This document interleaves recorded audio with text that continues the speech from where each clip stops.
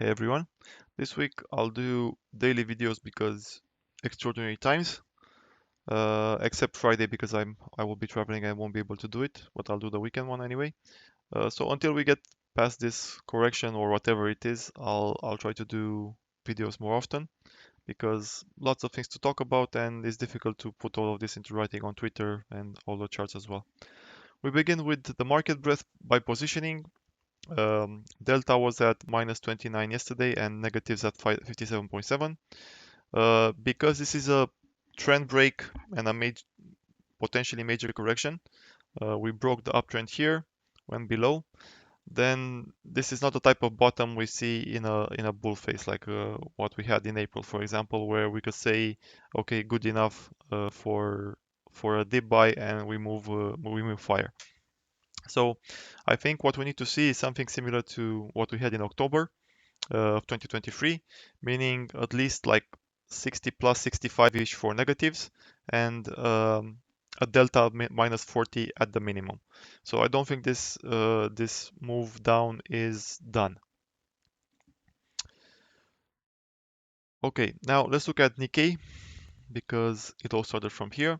We have a 10% bounce, obviously, but a huge base candle of minus 12%. And I think it's extremely unlikely that we do a clean recovery after such a day. Like we don't get this upside of crashes. As I showed yesterday, during crashes we get this huge counter candle moves in which we seem to recover a lot, but it's part of the crash scenarios. And I don't think it's we can go back and be bullish again without at least some consolidation here, potentially a low retest and so on, if not going lower. So given this, even consolidation in this range, like going inside candle after inside candle after inside candle, this is still potential for like minus 5%, 6% moves without a lot of without anything being, I don't know, extraordinary. So I expect we build some kind of pennant here. We go down, we go up. Eventually, we break out of the pennant and do low retest, or even go lower. Or on the bullish case, we go higher. On the breadth size, we have the advancing declining ratio. Let's turn this to logarithmic, and I'll add SPY on top.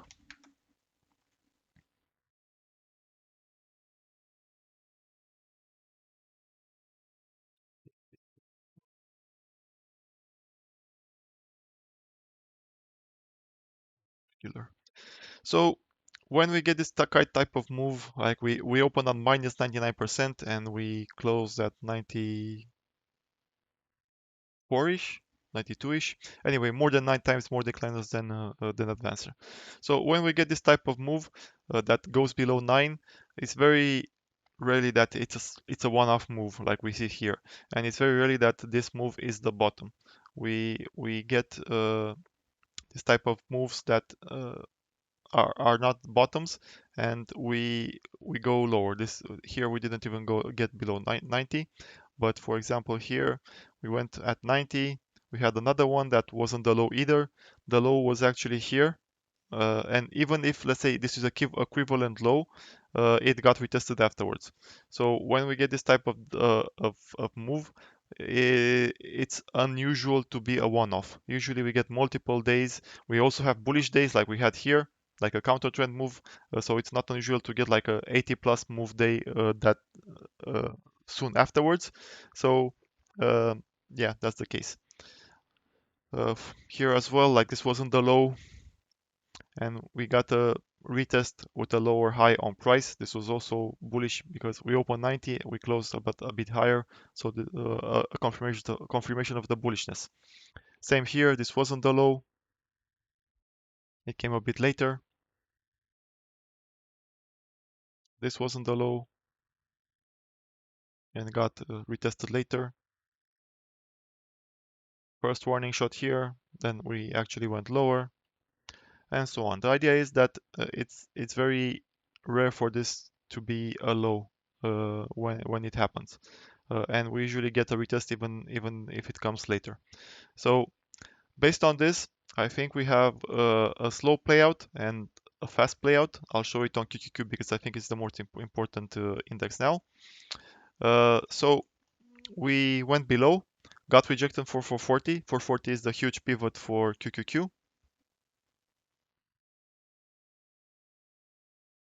We closed like 445.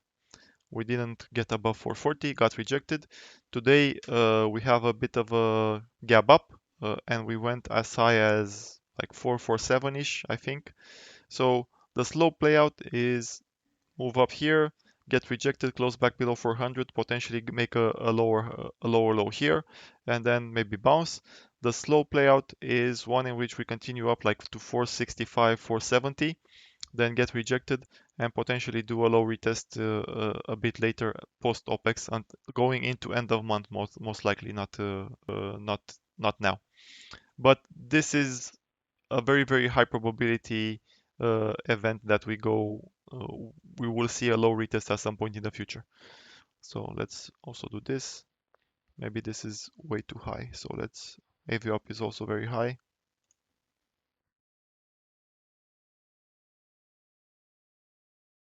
Something like this, 462-ish up to 465,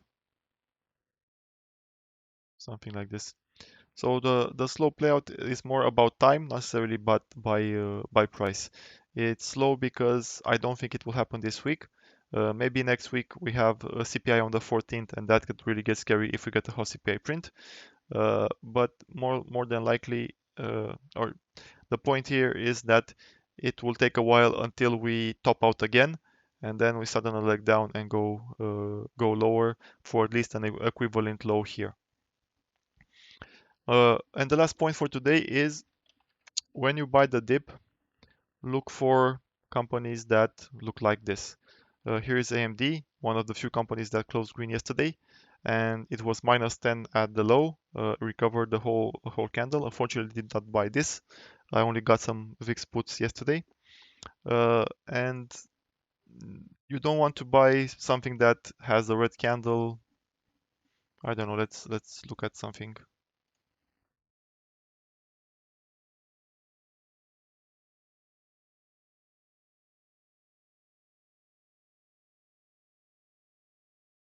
Everyone recovered a bit. Like for example, KT. You don't want this.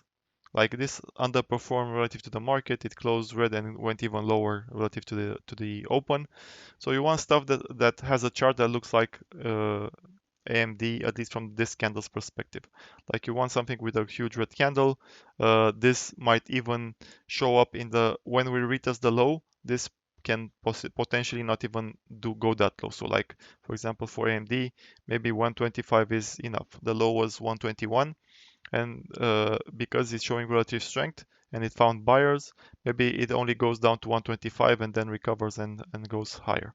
So you want to look for stuff that looks like this, not things that show relative weakness going into the correction.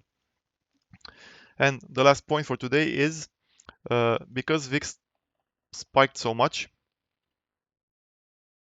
uh, it's extremely unlikely that we make a higher VIX. So the next move up in VIX is going to be a lower high, which is what we were looking for.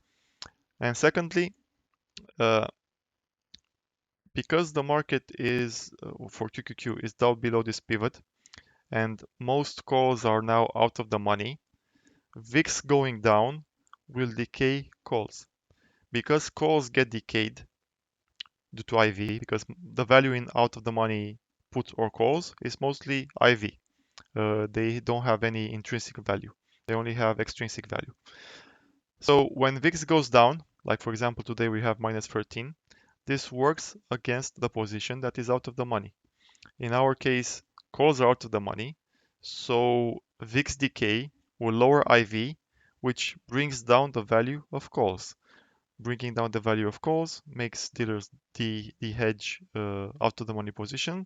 So it's difficult for once this pivot is lost, it's difficult to recapture it. And getting rejected is a bearish setup, but also recapturing it in spite of going against it, like the tide is, you're swimming against the current basically. So if you are below this pivot and IV goes down, if price goes up, it is swimming against the current.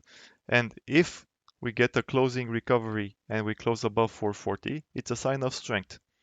In spite of swimming against the current, price managed to go up, and that is strength. So I think we should be treating the QQQ 440 close either below or above as a sign.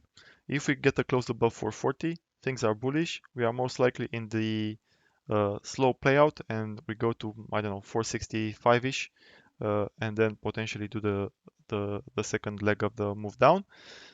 And if we do not close above 440, we are in the fast scenario, in which we probably do um, a retest to the low and go even lower, potentially by the end of this week.